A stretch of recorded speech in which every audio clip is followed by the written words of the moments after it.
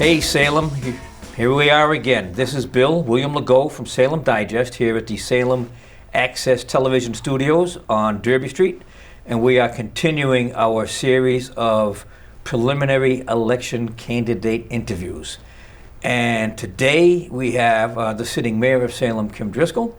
Thanks for coming in, Kim. Appreciate you dropping by. Yeah, happy to be here. Oh, that's good. So we're going to jump right into the questions. All right, let's do it. No warm-up, no calisthenics, no stretching. At the end of this term, you're going to have served 4 complete terms, 16 years. Yeah. Second longest mayoral tenure in the history of the city. What drives you to continue to serve? Why have you decided you want another 4 years?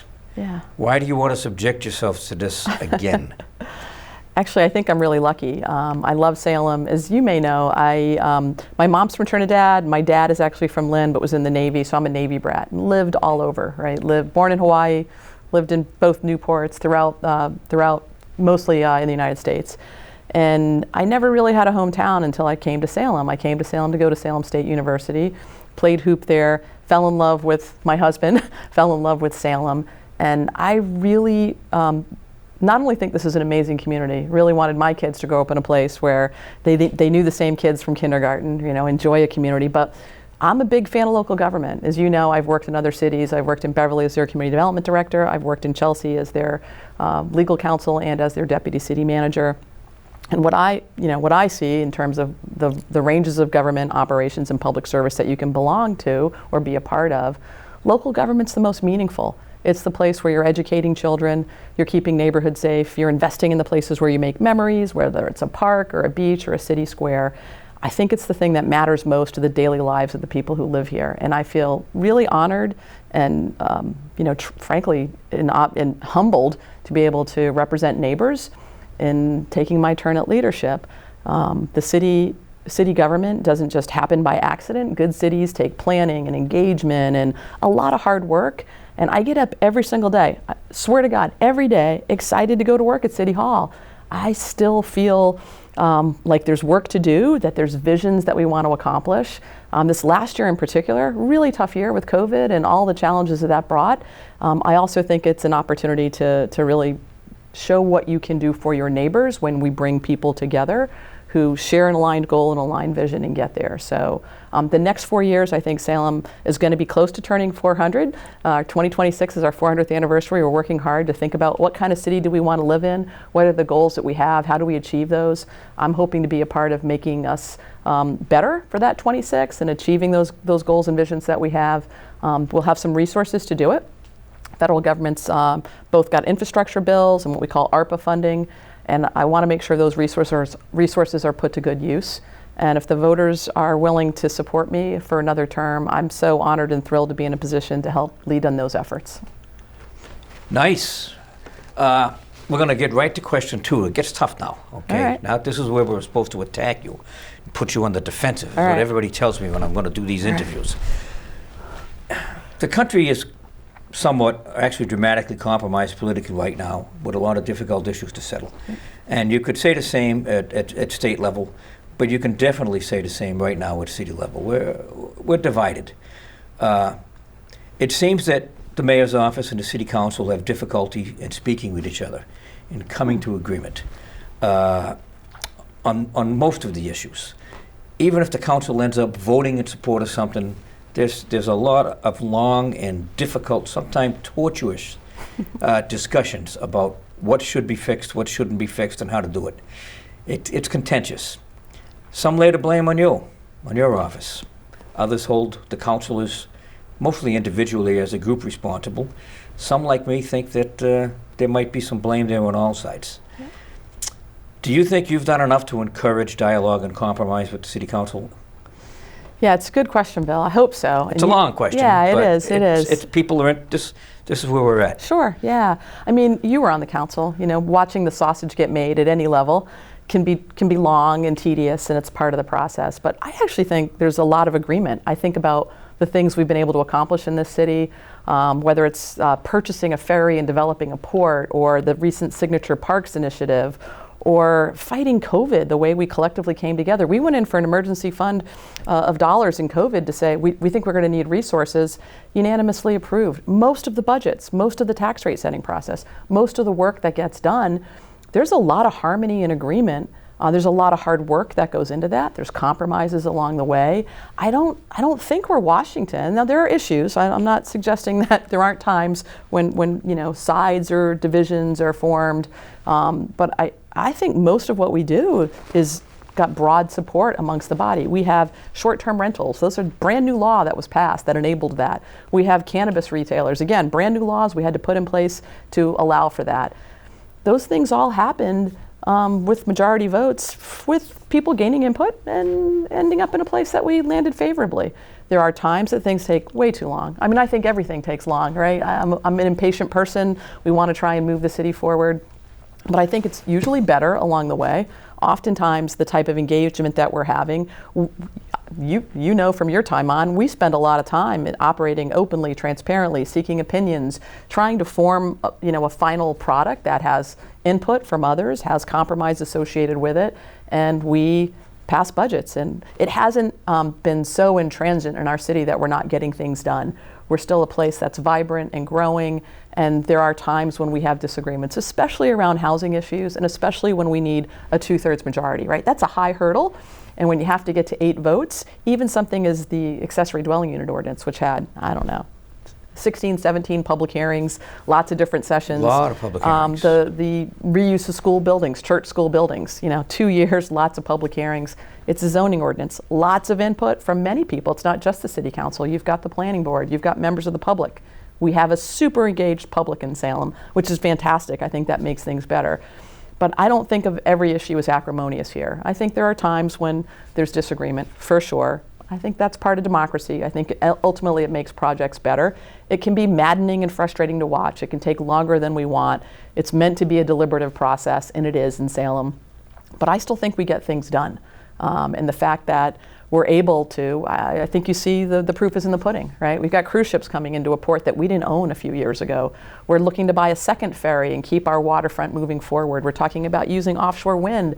Like, we do a lot of bickering at times, but we normally land in a good place, and that takes work. I pride myself on us working openly, professionally.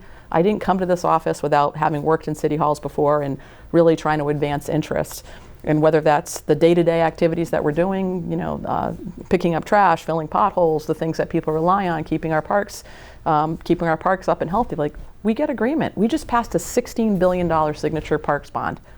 $16 billion we're going to invest in our, sacred places, and it passed 10-1. Like, it wasn't unanimous, but there are going to be times when there's disagreements, but I think we get a lot done here. So I don't think it's as acrimonious, certainly as Washington. All right, okay. And it's not partisan, because we're not Republican or Democrat. There's, we are, but it's not part of the municipal process. Well, there's no Republican or Democratic pothole. I mean, that's what you'll hear mayors say. We got to solve problems. We got to get work done. COVID, the response to COVID had to get done. And I think people respect the professionalism and the transparency that we bring to the job, and we have a lot of trust. Otherwise, we wouldn't pass budgets. We wouldn't pass water and sewer rates. We wouldn't pass tax rates. That happens generally with, very little acrimony. A lot of hard work, hours and hours of meetings going through the budget. Every single penny we spend is outlined. But generally, I think we get to a place where there's, the majority of folks agree, and oftentimes it's unanimous. So you touched on zoning in that answer, just a little bit. So let's kind of walk into that morass for a minute. Bridge Street Neck in particular, that is a discussion right now. Mm-hmm. Again, the zoning on Bridge Street, which is basically a hodgepodge. It has almost every color in our zoning map mixed up in there, block to block. Yeah. There are homes on Bridge Street built in automotive zones. Yep. Zones that were designated for automotive use. There are still some automotive businesses on Bridge Street. What are your thoughts on what does Bridge Street need for zoning? Does it really, truly need to be rezoned? And what do you think it ought to look like when it is rezoned? If it's rezoned? Yeah, I'm really a fan of the work that goes into looking at corridor plans. We've done one on the North River Canal corridor. We've looked at the South Salem corridor, and Bridge Street corridor has been helped, I think, by bringing people together to say, what's happening here? Do we want to incentivize the things we want to see here and certainly disincentivize the things that we don't want to see here? And that's what the Bridge Street Master Plan is about. I think there's a meeting tonight on it. There is true. Yes, there is. Where folks are, again, coming together, getting opinions, and trying to get consensus on what do we want to see. Oftentimes we agree on the vision, like the goals of what we want to accomplish. And then when we start actually writing the zoning ordinance, it gets a little harder to always get agreement because folks are fearful about what that might allow. We saw that with the North River Canal Corridor. Amazing vision plan, but then the ordinance that was designed almost kept out some of the things you wanted to try and see happen. The zoning document itself is a legal document. It's an ordinance. And so you've got to have some flexibility while not allowing people to run around and do anything they want. Without it, what you see is a lot of people coming in for special permits for pre-existing conditions that don't comply. And that's not the way you typically want to see your neighborhood reinvested in. You'd like to have a roadmap and sort of help guide that. And that's what the Bridge Street rezoning will enable. What are we trying to incentivize? What are the things that we're concerned about? And how do we work together to achieve that? Well, it's an interesting concept with the Bridge Street rezoning as opposed to North Street, which also has some zoning issues. Yeah. If you talk to local developers, they seem to think that the zoning on Bridge Street encourages you to do just almost anything. Yep. You're not limited. You can propose almost anything and get it put on Bridge Street. Yeah. Now you look at the zoning on North Street, and the same developers, the local guys, will tell you that the zoning on North Street discourages that. Yep. Which may be deliberate from years ago, or it may not be deliberate. It all has to do with this pre-existing non-conforming use. So if you have a lot of non-conformities, which, by the way, many of our residential areas, if we wanted to recreate the neighborhood that's on Federal Street right now, right, one of our most sought-after neighborhoods, I would say, beautiful McIntyre Historic District, you couldn't recreate that neighborhood anywhere in Salem. It doesn't meet zoning setback requirements. It doesn't meet frontage requirements. Like, none of it would comply, yet I don't think any of us would say that's not a terrific neighborhood that offers a lot of amenities to the people who live here. So it's a tricky thing. Right now, the zoning on Bridge Street has flexibility because many of the uses are non-conforming. So that means if you want to change it or expand it or enlarge it, you just go to the ZBA and look for a special permit. Whereas it doesn't incentivize, hey, we want that lot to be something else, and here's the process to do it, which I think is what the master plan is trying to do.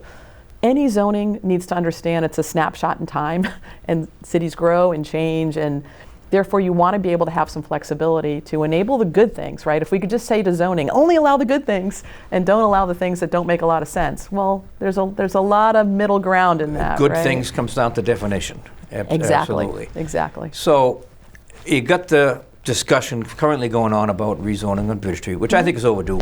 We had that discussion back when I was on there. Lynn Duncan was the planner when we first took that absolutely. up. Right? And I think it does need to be looked at fresh. Hopefully it is going to get in, and something needs to change.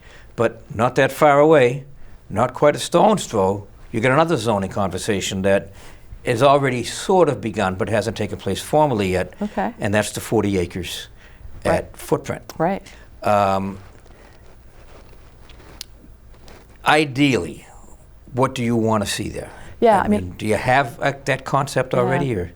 I think that we're working through a master plan looking at what we call a municipal harbor plan that we've almost combined into a master planning process. So we can think about how do we maximize use of that waterfront. Like, we have some unique attributes on that property, the natural deep water port right off the Federal Channel, wide open land, right? So it's not as though you're dealing with a hodgepodge of buildings that exist right now. A power plant in the middle. You've got the sewer plant on one side, a wonderful historic neighborhood on the other. If you got those transformers, you have that I was just switching going to yard. say, and you have not going anywhere. You have infrastructure to service our electricity needs, a major distribution area that has been there forever and will be there for much longer.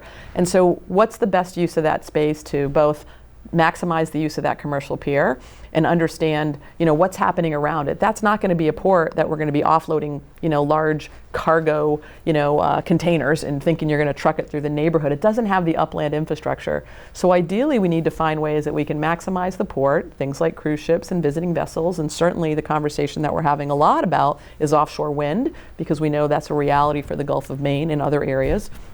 That doesn't do as much damage to the upland infrastructure. So how do we think about the shore side without necessarily, creating havoc in a really tight-knit neighborhood that pretty much has one way in and one way out? I think the other piece of it with respect to offshore wind is how do we position Salem to be an offshore wind leader while allowing some of the other activities we also want to see on that port, which are visiting vessels and cruise ships, which are harmonious with our existing economy that's here. And lastly, at least, again, these are values and visions more than they are specific uses, is how do we really think about open space? Like, we want to connect. If you've been out to the pathway that's adjacent to the power plant now, it's beautiful, but it's such a teaser because it doesn't bring you all the way to the waterfront. So ideally, we'd love to be able to connect from that neighborhood and that site all the way down to Winter Island, right? Figure out a way to get around the South Essex Sewage District, right around Smith's Pool, and out to the pathways that exist on Winter Island. And that's not crazy. That's imminently doable. It's not going to happen overnight, but to think about the planning that would enable that. And that may involve some shared spaces. Maybe the path doesn't go right along the water on every angle and space because we've got a working waterfront and you need that to happen. There are times that there's a shared use path when there's active disembarkation happening. Yeah, you can't walk there, and so there's an interior pathway. But I think we do want to look at that space as special, right? It's 45 acres along the water, and how do we take advantage of the assets that are there, the pier, what those opportunities mean for our community, and minimize impacts in an already tight infrastructure roadway system. And that's going to be, I think that's going to be a little tricky to find the right, very difficult, the right mix of uses. Offshore wind has a lot of possibilities. We think Salem and Massachusetts are positioning themselves to really take full advantage of a new way to bring energy into our country.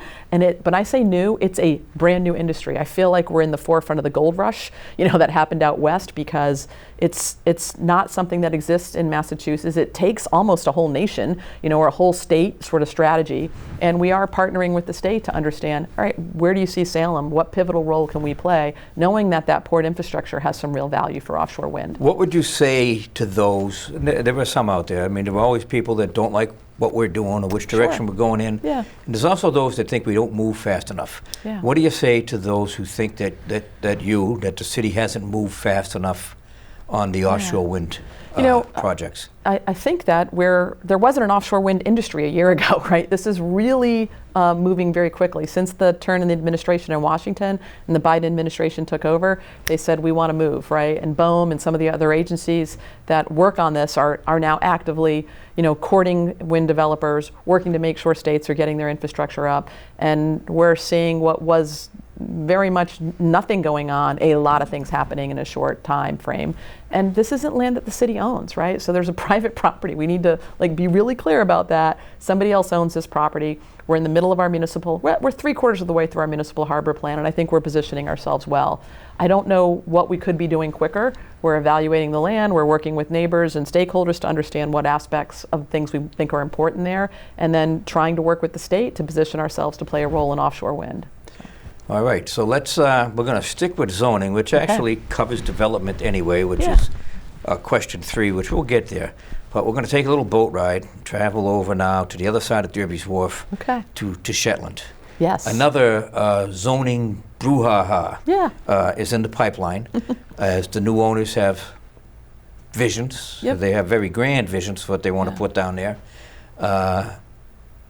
What are your thoughts there? What do you think is going to happen? What would you like to see happen? Is this ownership group going to be able to work with the city? Yeah, I mean, I hope so. I want to say really clearly that there's a ton of misinformation about this particular parcel, and I think what has or has not happened. Setting the record straight, what we heard, what we found out of the blue, got an email that said, oh yeah, we filed a MIPA application that would allow up to 1,400 units on that site. Got that email and immediately reached out to the owners of the site and said, what is this? What are you talking about? You're talking about engagement and bringing stakeholders together. That was our suggestion to you, was to get an engagement group going. This site is important to our community. It's important in that neighborhood. It's played a historic role in Salem. You need to engage with residents if you're thinking about doing anything on that site. And I don't think anyone would say right now that Shetland's at its highest and best use, but it's in an important use. It's a pretty good taxpayer. Yes, absolutely. And so if you want to do something there, we really need to get stakeholders around the table and understand that. What you would be proposing, what the impacts would be. That was the conversation we had, and then a MIPA application came in. The minute they did that, I reached out immediately and said, I think this is a bad idea. I think you should pull this. I think it's disingenuous to say you want to work with a community and then file an application that would permit thousands of units before you've had one single conversation. And they, by the way, and they did. They pulled the permit back. They withdrew it. They apologized, but like way too late. So it hasn't been a great start to a relationship when you have. Even if that was a legitimate mistake on the part of some intern, it makes the it wasn't doesn't look good. It wasn't. This wasn't the intern. Right? No, I'm just saying. No matter the reason, it looks bad. Absolutely. It doesn't look like you really want to. That's not work with the city. That's not the way you start a relationship about a major parcel. Pequot Mills employed thousands of people in our community, right? I think it was the first electric steam engine in the country. The buildings succumbed to the fire of 1914 and they rebuilt them. I mean, kudos to those original companies who felt like this is still a place we want to be. That's why there are these, concrete fortresses out there. Oh, those are serious buildings. Right, yes. Because they lost the whole plant to the fire.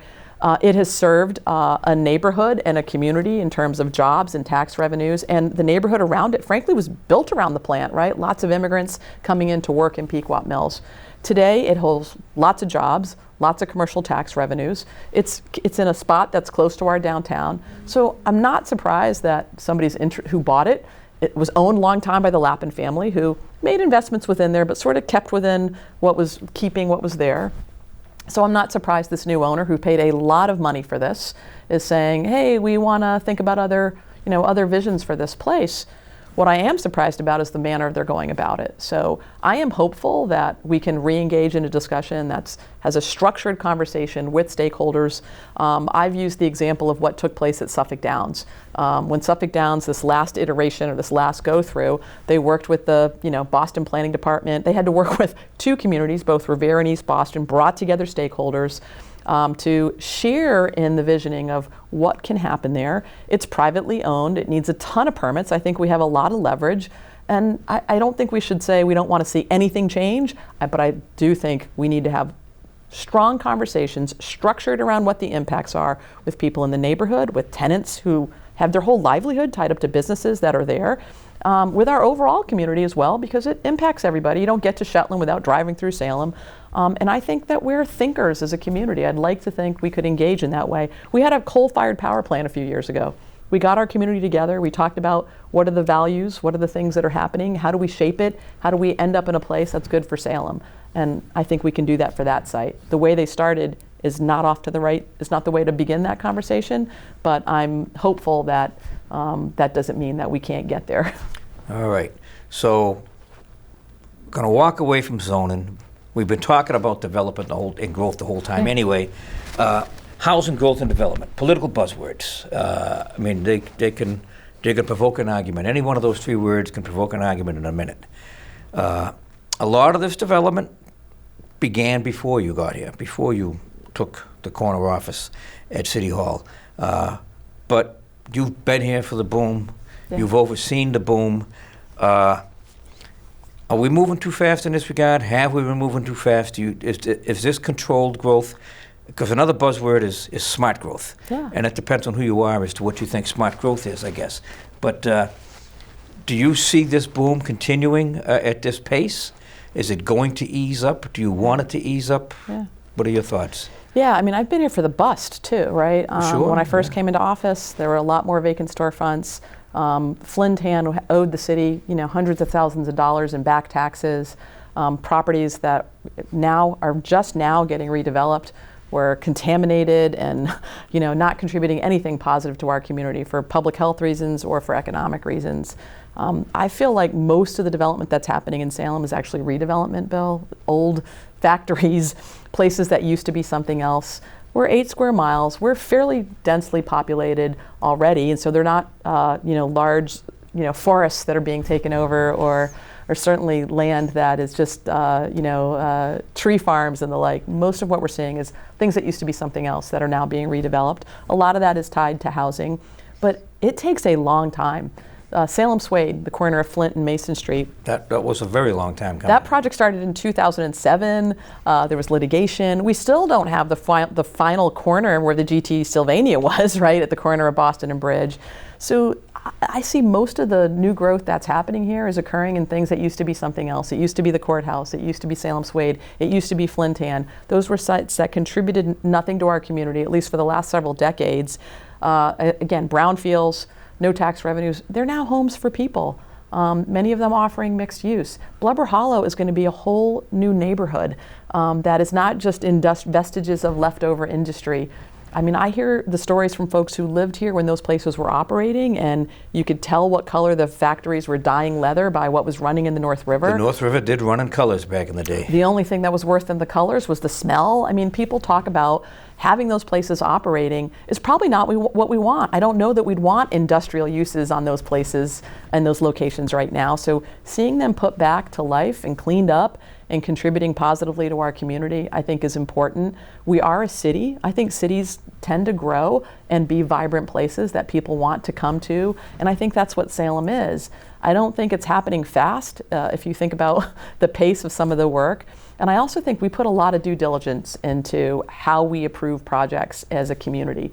You've been to planning boards or ZBAs or conservation commissions or the SRA. We put you through the paces here in Salem. There's lots of projects that don't get approved, and the ones that do, I think, are boards who, by the way, are neighbors. They're professionals. We have engineers and architects and designers on our boards that, frankly, we couldn't afford to hire. We're fortunate that they're willing to volunteer their time as neighbors to make the places around us better.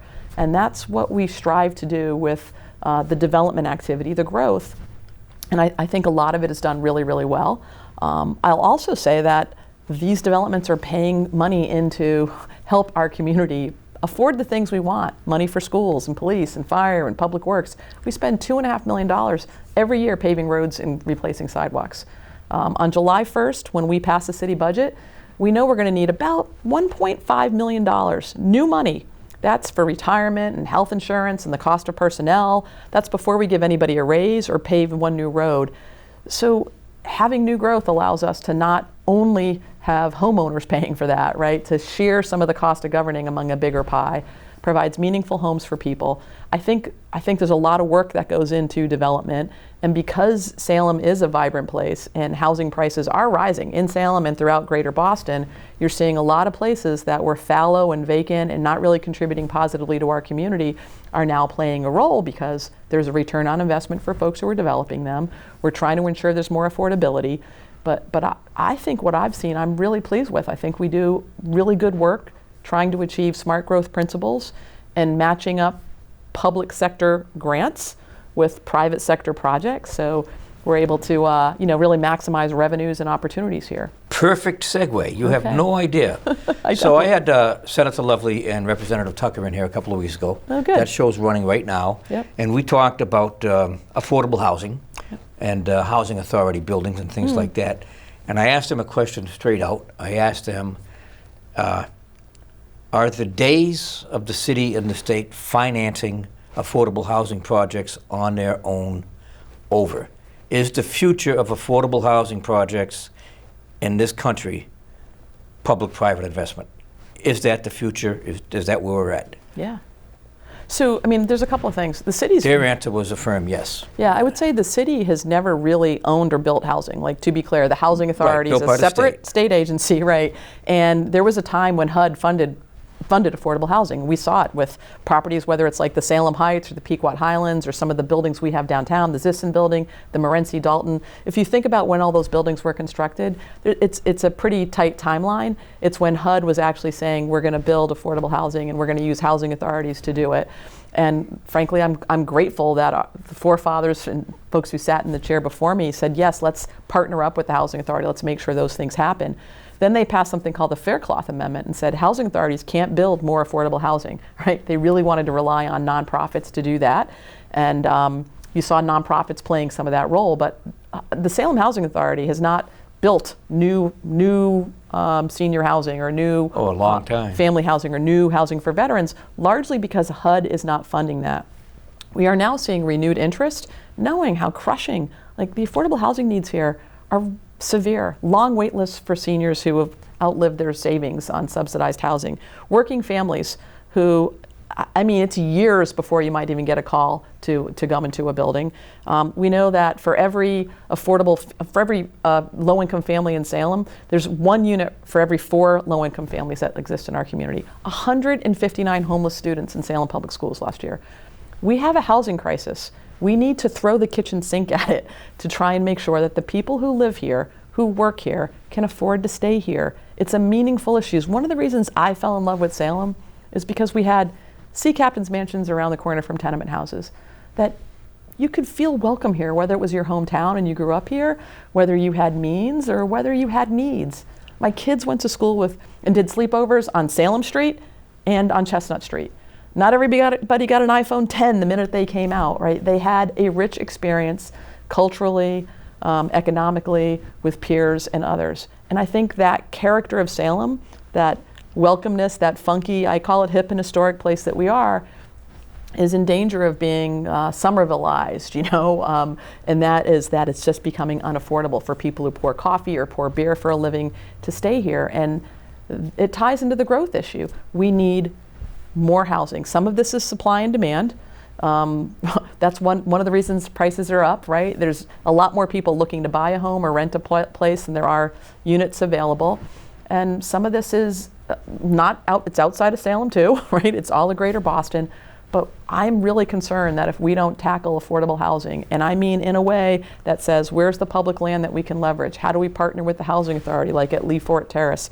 How do we make sure, as private development is happening, that they're doing their fair share? They right now contribute 10% of the new development that's happening in Salem has to be affordable at 60% of area median income. That's something we tried to pass through the city council and couldn't get done, right? So it's now a policy that's in place. So as we're seeing these new developments, whether it's Salem Suede or Flintan, 10% of them are affordable for rentals. Bricks is about to hold their lottery for selling 10% of their units in the 200s. That's not, a place that most people can get into an ownership in Salem. But because we have some of these private partnerships and investments, it's happening. I do think we need to do more. I'd love to invest in community land trust. I chair the Affordable Housing Trust Fund Board. I think we have to take this role seriously if we're going to try and stay ahead of it. Looking at housing acquisitions, can we start working with our nonprofit housing partners like the CDC, like Harbor Light, like the Salem Housing Authority, to look at turnkey purchasing of properties that are multi-units, some of the fastest growth we're seeing, and then preserve those for workforce housing. One of the biggest needs we have, it's like this big hole in the middle, are people that are in our service and hospitality industry who make too much to qualify for a subsidy, but don't make enough to afford fast rising rents. Well, we've lost track over the years of course, it's a new term, workforce housing. Yep. All of those buildings over on the point were built as workforce housing. Yeah, you're right. Now, they were built by private developers, but they were built as workforce housing, basically to house people that worked in the mills. Naturally occurring affordable housing, right? I've lived in lots of those apartments when I was in college, There's right? some nice looking units over there. Yeah. So, Lee Fort Terrace you brought up, we have Pioneer Terrace. Village, right. And we have a couple of other small Pioneer Terrace. enclaves off of Boston Street and North Street with these 1950s built bungalow type housing. Garden style apartments, Garden I think style we call apartments. them. Yes. So they need to be upgraded. Yep. And we need to be able to put more people in there. I'll take Lee Fort Terrace or Pioneer Terrace. You can use them both or one. What's the right size for development there, and how big is too big? Yeah, I think that we have to, again, the way we get consensus in Salem is by coming together and recognizing, one, those units that you just mentioned, both of them, they're under threat, right? They're not in great locations. They're in floodplains. Need to be built up. They need to be built up to accommodate what we know is happening with climate change. And then we need to work to understand, okay, what's going to fit there? What are our needs? Do we have smaller units? Are they micro units? That can accommodate more people, but don't necessarily have to be as high. There's there's something called low-level density housing, which are narrower, smaller ways that come together closer, ways that we can accommodate our needs. Better community space. That building at Lee Fort Terrace doesn't really have a community space for people to come together and socialize together, to come together for meetings, to come together to community-style gardens. There's all sorts of ways that we can improve the quality of life. They're not accessible. Most of them are not handicap accessible. That's a huge problem in Salem. They don't have the walk-in showers. They don't have the spaces that we know people need. So I think we can get them better. And whatever instead of getting tied up in what's the number, right? Because honestly, I don't know the number, right? We'll work with the housing authority, we'll work with neighbors, what fits on that space. There's some city-owned land adjacent to it. Do we add that into the mix to try and get a better development? And whatever number anybody says, somebody always wants it to be lower, somebody always wants it to be higher. So rather than getting caught up in the number, what's the value and principle that we want to have? Homes that work for people, that are accessible, that are out of harm's way, that accommodate a mix. Right now that's 100% subsidized. Can we accommodate a mix of people that are at different incomes? Because some people still need housing that don't qualify at those income levels, and then we have folks who are formerly homeless who need housing first. What's the right combination of a mix of housing development? And how do we go achieve that? And that happens when people come down and don't come to the discussion with never, no, nothing, or build it as tall as it can be, right? We'll get there. I have confidence. There's a lot of misinformation, people jumping to conclusions. Unfortunately, sometimes scaring the tenants that are there. I think that's unfortunate. We are not going to displace any tenants. The housing authority is a public body. Everything that has to happen will happen publicly, transparently. The tenants will be part of that as stakeholders, along with others and neighbors. And we can achieve good outcomes. It's not impossible to think that you can increase the number of units, develop a site that's going to work well for everyone, and do a lot of good for our community. And I think we've shown that over and over again in Salem, and I'm sure we can do it there. All right. Well, I think we've just about run the gamut here. Thanks very much for coming in. It was a pleasure talking to you. That's it, guys. We're closing it out with Mayor Kim Driscoll as part of our candidate series for the 14 September preliminary elections. Hope that you guys are going to vote. I'm asking you to vote. Your vote is your voice. I don't care who you vote for, just asking you to vote. So this is Bill from Salem Digest here at SATV with Mayor Kim Driscoll. We'll see you the next time.